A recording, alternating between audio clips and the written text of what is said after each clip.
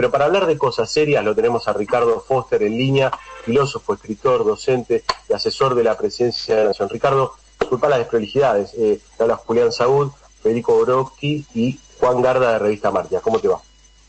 Muy bien, un abrazo a todos.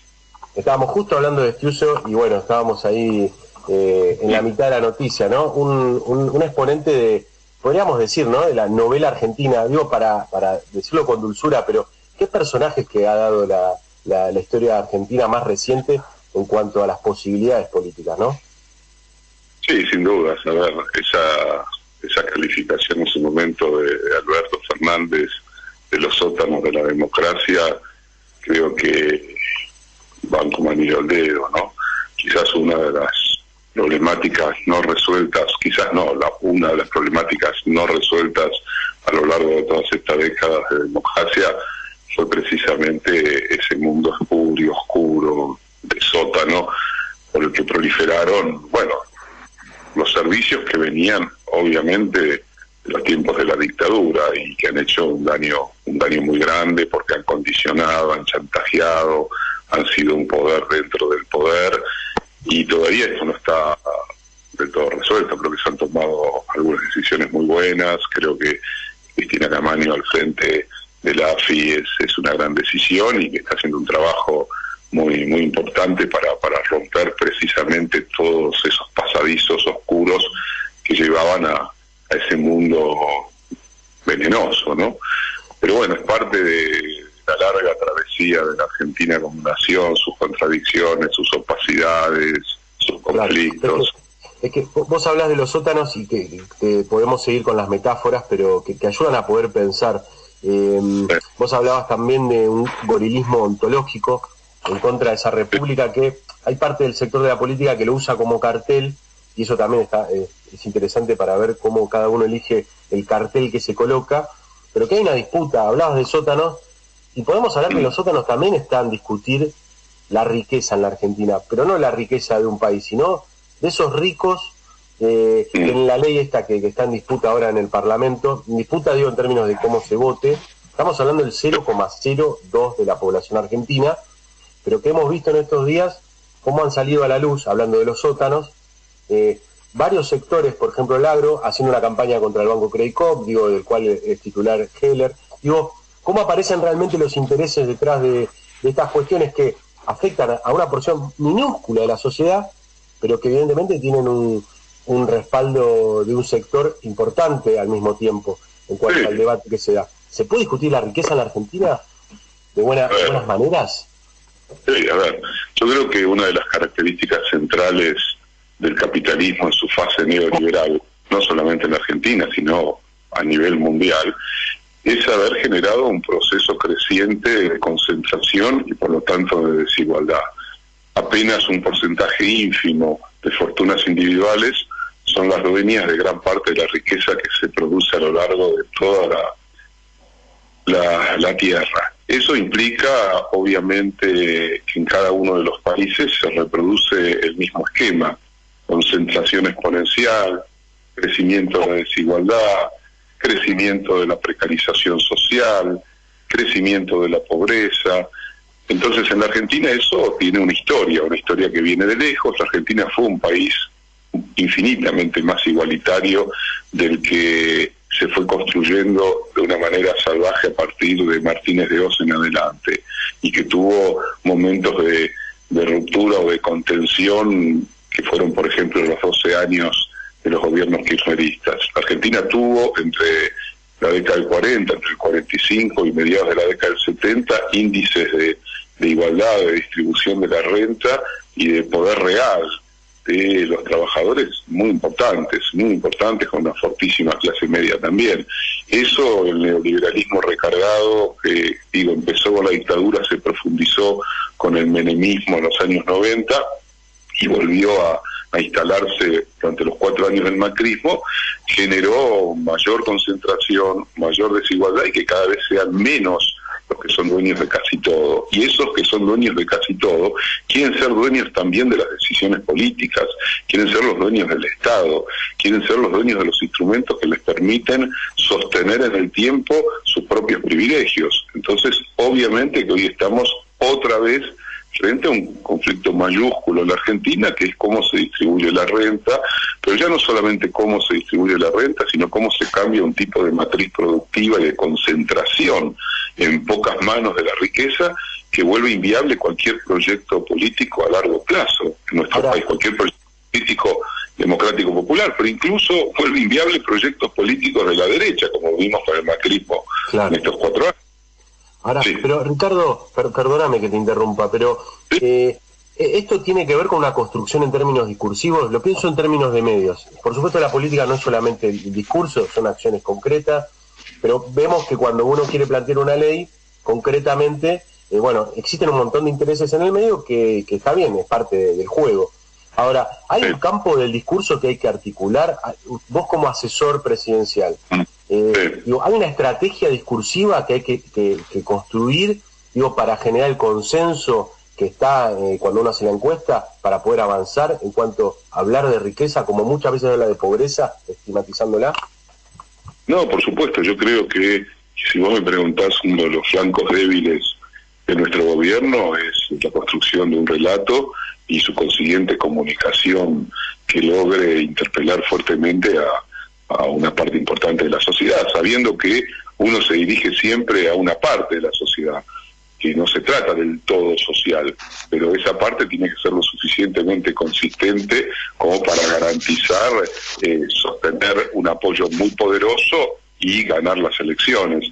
Y creo que al gobierno efectivamente le está faltando, más allá de la comunicación que suele ser casi toda desarrollada por Alberto Fernández, le está faltando una comunicación que esté más centrada en una narrativa contundente, poderosa, interpeladora, y que se pueda diversificar. Hay que trabajar para eso, es parte de lo que intentamos hacer dentro de nuestras funciones, en un contexto muy difícil, porque vos lo sabés muy bien. Claro. Prácticamente el 95% del espectro comunicacional, y creo que me quedo corto en todos sus formatos, es opositor. Hablando de sótanos, ¿no? Bueno, ese sería más sótano, no sé cómo llamarlo, sería un agujero negro de la democracia argentina. En el cielo raso, podemos decir. A diferencia, digamos, los espías, entre comillas, te horadan desde abajo, hacen trabajo sucio, chantajean, son como cafillos de la democracia porque le chupan la sangre a jueces, a políticos, etcétera, etcétera. Pero los grandes medios de comunicación construyen sentido común, son fábricas de subjetivación, están en el día a día, se meten en la cotidianidad y producen un efecto brutal y negativo. Son el corazón, yo diría, de lo que hoy llamaríamos la dominación. Entonces la pelea ahí es una pelea muy desigual, muy a contracorriente, pero que hay que darla buscando los instrumentos más adecuados, la capacidad de invención,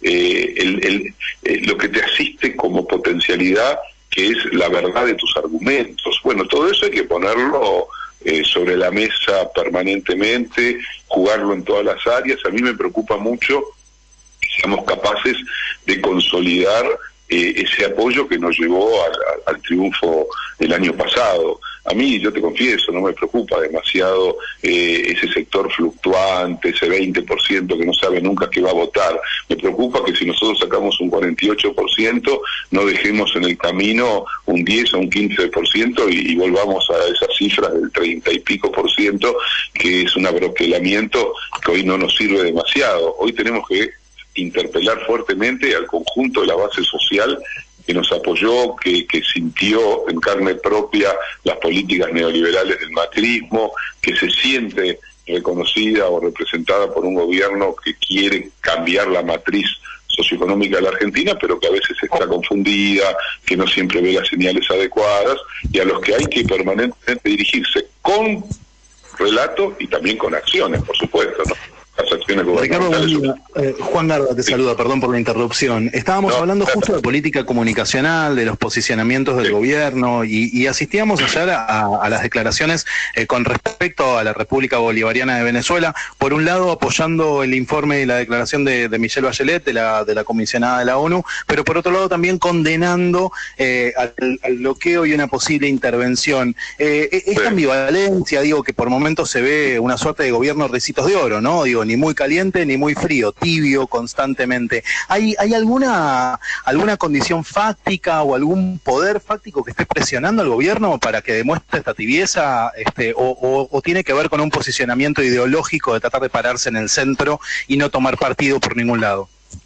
A ver, yo creo que, digamos, depende de los temas, ¿no? Yo creo que claramente el gobierno ha afirmado posiciones muy contundentes, sobre todo a lo largo de la pandemia, que son en realidad la causa directa de los ataques impiadosos que viene recibiendo desde hace meses ya. El modo como decidió privilegiar la vida sobre los intereses económicos, el modo como volcó todos los recursos del Estado a la reconstrucción del aparato sanitario y a trabajar sobre el impacto económico-social de la pandemia con el IFE, el ATP, en fin, todo lo que ya conocemos. Y también otras decisiones que tienen que ver con una perspectiva de futuro, y que es el rol del Estado como un rol clave en el camino de la reconstrucción económica. Contra eso, las derechas, las corporaciones, los grupos de poder económico y mediático han salido con todo. Yo creo que el gobierno con el voto de ayer en la ONU quiere tomar una posición intermedia que para mí no funciona. La lectura que digamos que se hace es que en realidad en el voto argentino porque hay un error, se dice que es apoyo al Grupo de Lima, pero en realidad lo que el gobierno hace es votar junto al grupo al cual pertenece, que es el Grupo de Contacto, que es el que se conformó, creo que en el 2017, en Montevideo, con la participación de países europeos y de un par de países latinoamericanos, no es el Grupo de Lima. Alberto ha tratado de diferenciar el informe Bachelet del informe que se hizo ahora, que en realidad introduce un término que el informe de Bachelet no tiene, que es crímenes de lesa humanidad, que no es menor.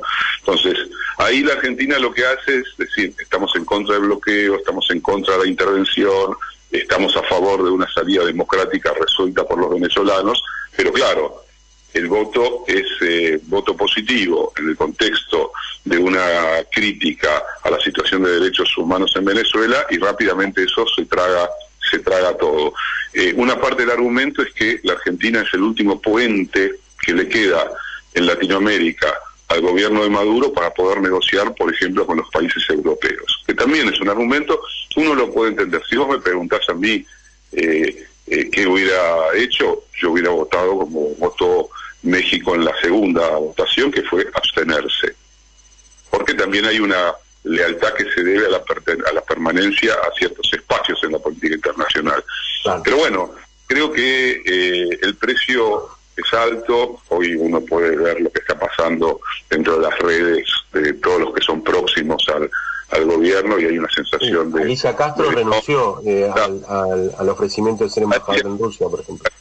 Alicia Castro renunció, me parece que es una decisión de ella, pero claro, me parece hay que pensar un poco más allá, me parece que la situación es de suficiente gravedad como para seguir insistiendo fuertemente en la unidad, en que no hay gobierno que no atraviese momentos de dificultad y de errores. A ver, tanto el gobierno de Néstor Kirchner como los dos gobiernos de Cristina tuvieron también momentos en el que se cometieron errores. Uno piensa, por ejemplo, el tema Bloomberg durante el gobierno de Néstor, cuando se le permitió a Bloomberg ir al Congreso de la Nación, presentar un nuevo proyecto punitivista, o la ley antiterrorista, que así se llamaba durante el gobierno de Cristina.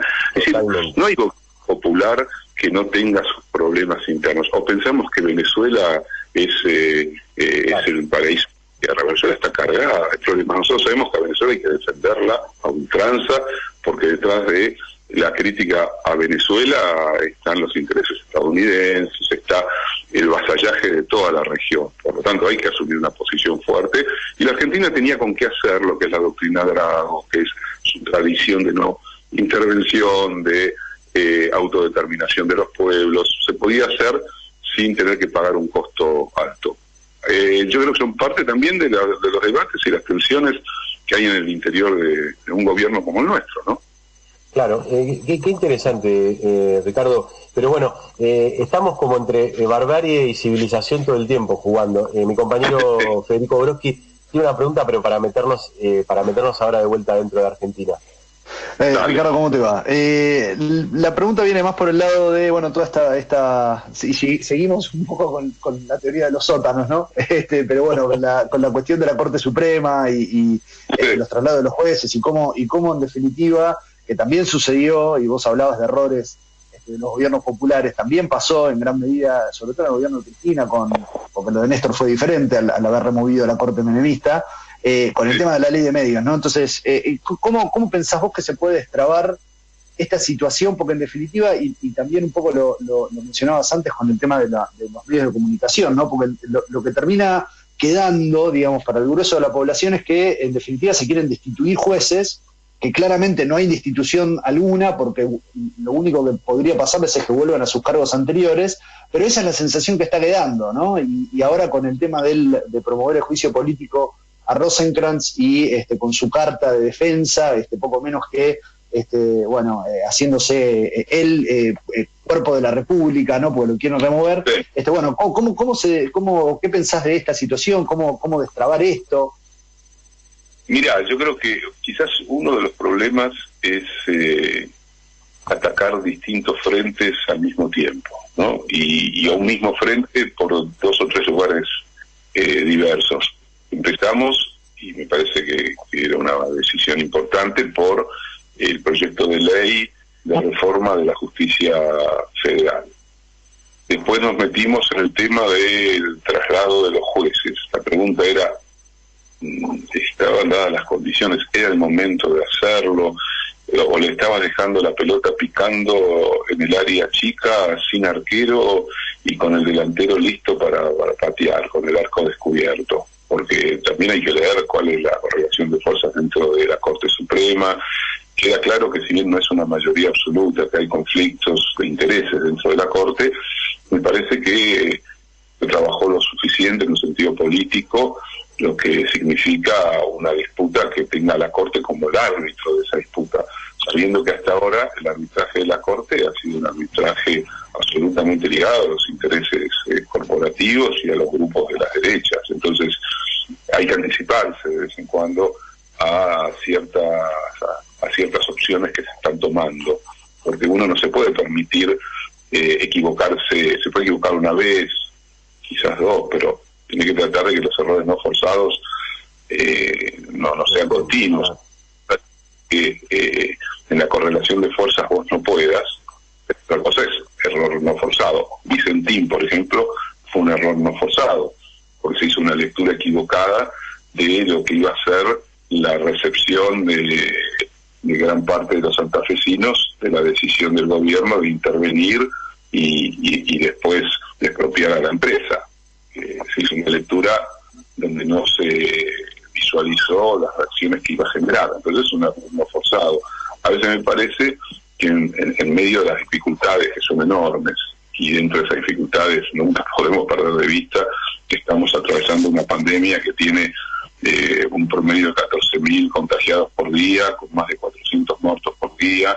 Pareciera ser que una parte de la sociedad vive en otro planeta, ¿no? Y el impacto que eso tiene sobre nuestra vida cotidiana, sobre la vida social, la economía, el trabajo, el ánimo, 1000 cosas, el futuro, la perspectiva del futuro. Entonces, cada decisión del gobierno está muchas veces condicionada por la dificultad inmensa con la que tiene que lidiar. Lo sabía que se encontraba frente a un país derruido económicamente, que es el que dejó el macrismo, pero no se imaginaba, y nadie imaginaba, que aparte de la crisis económica brutal, te ibas a tener que enfrentar con una pandemia global que te golpea por todos lados. Bueno, frente a eso, se toman decisiones muy atinadas, pero también se cometen errores. Tenemos un problema porque la Corte Suprema y el sistema judicial está atornillado a los intereses de los grupos más concentrados y poderosos del país, y cualquier reforma, por más que sea una reforma suave, necesaria, es atacada como si fuéramos a convertirnos en una mezcla de Corea del Norte, Irán, la ex Unión Soviética y Venezuela, ¿no? Siempre ese término para demonizar y espantar a los niños. Entonces, vamos a contracorriente.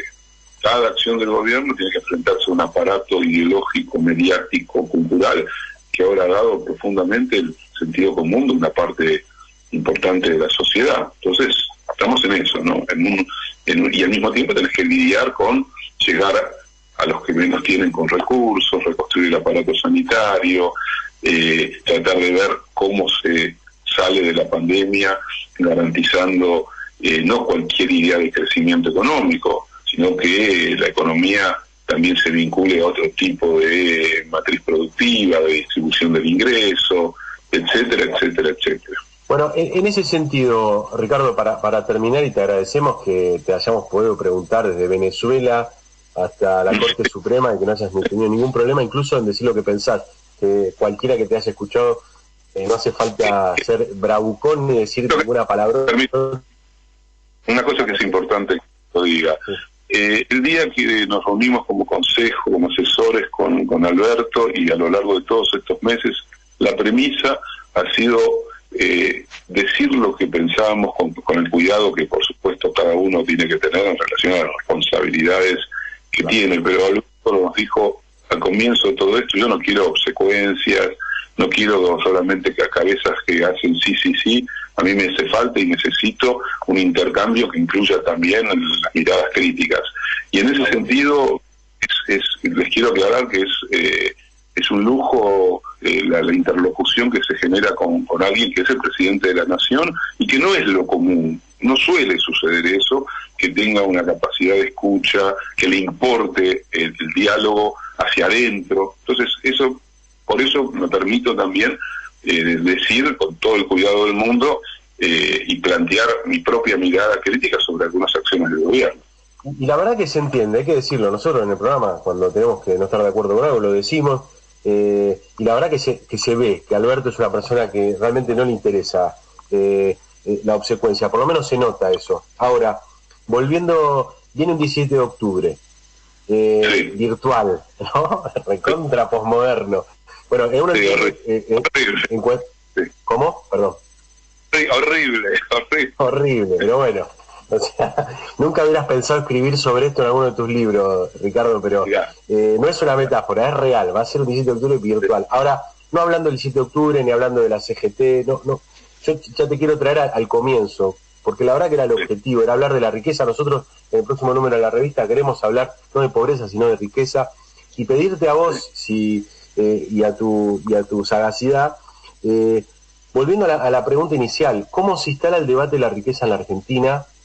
Pensando en el 17 de octubre, que fue un hecho completamente, digamos, a contrapelo de lo que cualquier analista podía pensar. No sé, pienso en Scalabrini Ortiz contando que, digamos, no sé si pasó o no, pero que él estaba sentado ahí y empiezan a aparecer las mareas de trabajadores. ¿Tenemos que esperar a que suceda o se puede producir? Y en función de ese producir, ¿qué elementos hay que poner en juego en la comunicación política y en la acción? Digo, para hablar de riqueza y dejar de hablar de los pobres. A ver, a lo largo de estos años una obsesión para mí fue tratar de descifrar, de entender, de abrir el monstruo neoliberal, que creo que hay que pensarlo cotidianamente. Y uno de sus puntos nucleares tiene que ver justamente con la construcción de sentido común y de subjetivación en el interior de la sociedad, y eso va ligado con algunas categorías que el neoliberalismo proyecta de una manera exponencial, desde el concepto de meritocracia, gerenciar la propia libertad, pero también la idea del éxito y de la riqueza como un bien social, como un bien moralmente intachable. Lo que antes era una cuestión del pudor, que era no exponer demasiado la riqueza, en los años del neoliberalismo se invirtió completamente eso, al revés. Exponer la riqueza, ricos y famosos, hablar de miles y miles de millones de dólares en las fortunas individuales, mientras la mitad de la humanidad ni siquiera vive con $1 diario, es en un nivel de barbarie, de impudicia, como nunca el propio capitalismo se planteó mostrarle a la sociedad. Eso significa que el neoliberalismo ha sido una máquina de construcción de sociedad y de individuo. No es simplemente algo que está ligado a la acumulación, a la economía. Es básicamente la búsqueda de una nueva humanidad atravesada por un tipo de valores que permite la impudicia brutal de fortunas incalculables y riquezas demenciales. Yo creo que hay que atacar por ese lado, la peste lo que puso en evidencia, yo digo, para la ingenuidad de los que no querían ver lo que se veía mucho antes de que la peste lo pusiera en evidencia, que es la brutalidad de la desigualdad y el crecimiento también de la pobreza. Pero el punto clave del neoliberalismo es la desigualdad, y la relación entre desigualdad y riqueza es la clave de todo este asunto. No es tanto la pobreza, que por supuesto también es como una consecuencia, sobre todo en los países periféricos, de la mayor desigualdad. Pero el núcleo estructural, el núcleo ideológico, el núcleo cultural, es la desigualdad. Es justamente esas asimetrías que se naturalizan, se convierten en intocables, y al mismo tiempo se elabora un relato muy sofisticado en el que la riqueza es un bien maravilloso y que el éxito que te ha llevado a encontrarte con miles de millones de dólares es la prueba evidente de que sos un triunfador en la vida.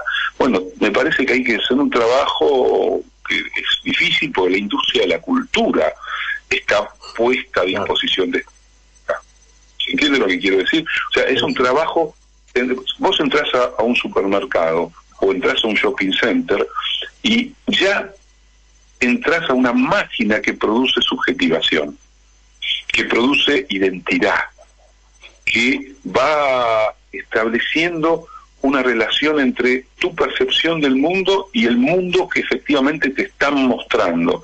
Entonces, contra eso hay que hacer una lucha persistente, compleja y muy desigual, porque a eso hay que agregarle el peso del imaginario de la mercancía en la sociedad contemporánea, del dinero, la problemática del resentimiento social, los nuevos racismos, la meritocracia, todo lo que te bombardean cotidianamente, y que una persona común y corriente es como si tomara agua, toma valores, porque el neoliberalismo genera valores, no es que no genera valores. Lo que pasa es que los valores que generan son un espanto, pero esos valores vos los tomás todos los días sin darte cuenta, porque pensás que estás tomando agua. Nos estamos intoxicando, Ricardo. Muchas gracias, y esperemos que ese proceso de desintoxicación se pueda producir. Pero para eso, bueno, hay que estabilizar un poquito algunas cuestiones, ¿no? Un momento muy muy sensible en la Argentina. Un abrazo enorme, Ricardo, y mucha suerte. Claro. Ojalá podamos nivelarla más, ¿no? Dale, la seguimos. Un abrazo enorme. Era Ricardo Foster, asesor presidencial, filósofo. Bueno, nada, pudimos hablar de varios temas interesantes. Nos quedamos pensando más en los silencios y en las metáforas que en lo dicho de manera cruda. Para eso, en un ratito nada más, nos va a contar el amigo Juan Garda qué está pasando en el país del norte, que viene marchando con una melodía, pero eso en un ratito.